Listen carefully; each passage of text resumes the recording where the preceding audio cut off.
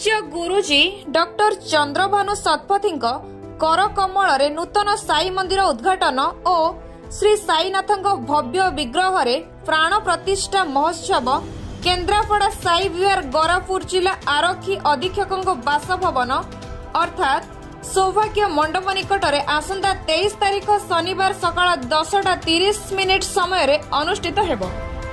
एणु एहाकु नै सांबादिक सम्मेलन रे सूचना देइछन्ती केन्द्रापड़ार पूर्वतन सांसद अर्चना नायक। साई प्रेमी भक्त और श्रद्धालु मानकु एही भव्य उद्घाटन उत्सव रे जोग देवा सहित बाबांक अपार करुणा लाभ करबाकु से निवेदन करिसन्ती। एही कार्यक्रम श्री शिरडी साई जन कल्याण ट्रस्ट समस्त कर्मकर्ता द्वारा आयोजित हेउथिबा बेले समस्त सादर उपस्थिति कामना करिसन्ती।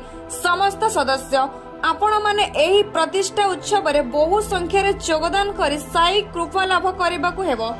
केन्द्रापड़ा जिला प्रभासन दास को रिपोर्ट प्रयाग खबर।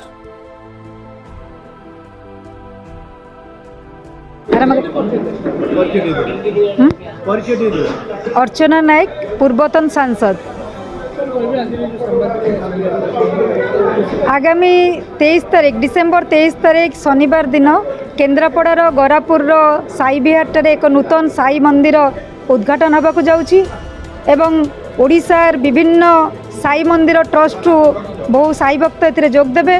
भारत वर्षर विभिन्न साई मंदिर भक्त माने जोग देबे।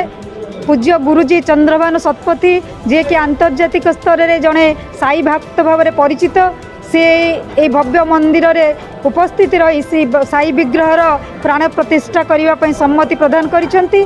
तेणु से परिप्रेक्षी रे आमे केन्द्रापड़ार जनसाधारण भक्तवृंद को आमे अनुरोध करुछु से माने बहु संख्यार कार्यक्रम रे जोग देबे, कार्यक्रम को सफल करिवे एवं साई कृपा लाभ करिवे।